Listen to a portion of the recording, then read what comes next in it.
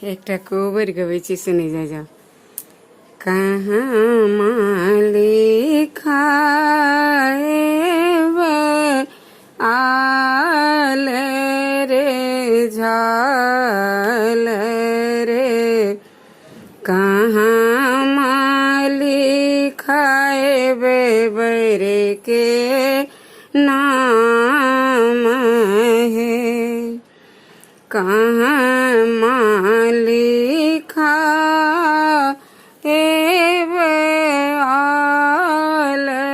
रे झाल रे, कहाँ लिखाए बेरे के नाम है, मरे बाली खा आल रे झाल रे, कोबर लिखाए बेरे के नाम है, मरे बाली खा आल रे झाल रे, कोबर लिखाए बेरे के नाम है, ताही कोबर सुत गेला रामचंद्र दुल्हा, सीता सुहबे सुत संग साथ है, ताही कोबर सुत गेला रामचंद्र दुल्हा, सीता सुहबे सुत संग साथ है, घोरी सुत फिरी सुत सीतावती सुहबे, तोरे गाँव में भी जल चादर है, गोरी सुत फिरी सुत सीतावती सुहबे, तोरे गाँव में भी जल चादर है, हेते बाबचन जब सुनलानी कनिया सुहबे, पलंग छोरी भुइया लोटी जाई है, एते बाबचन जब सुनलानी कनिया सुहबे, पलंग छोरी भुइया लोटी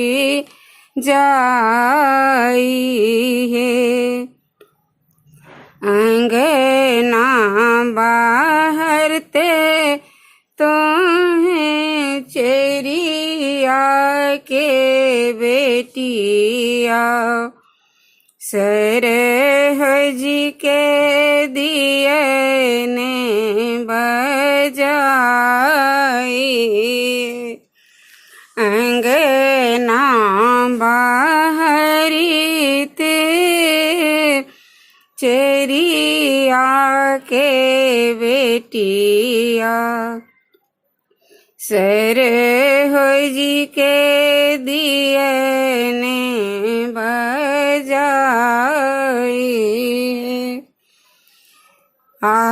आवथु सर हो जी बैसथु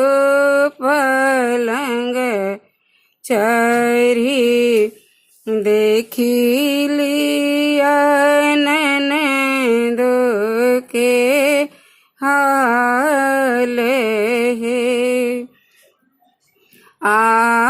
आवथी सर हो जी बैसथु पलंग चरी देखी लिया ननदो के हाल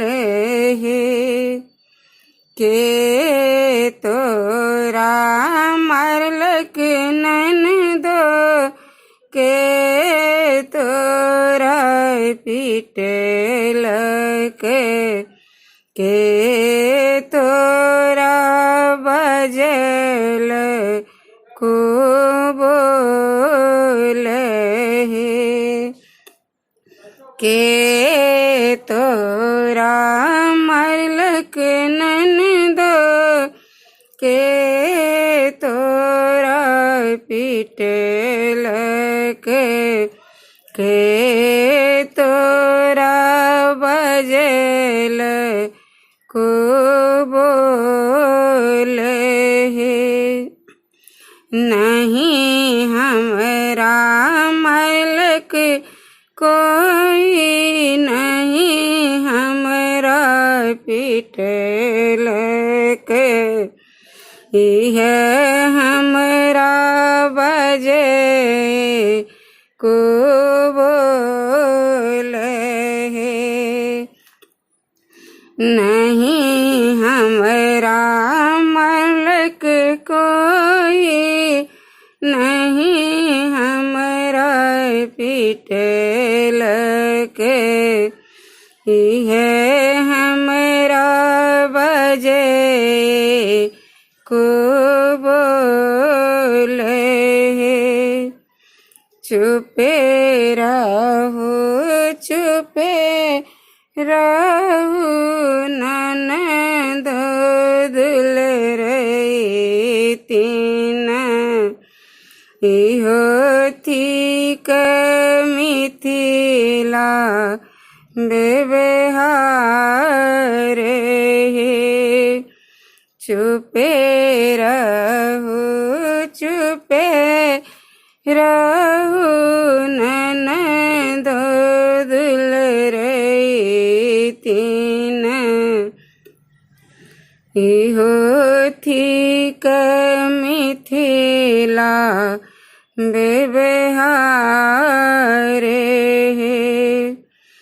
भेल विवाह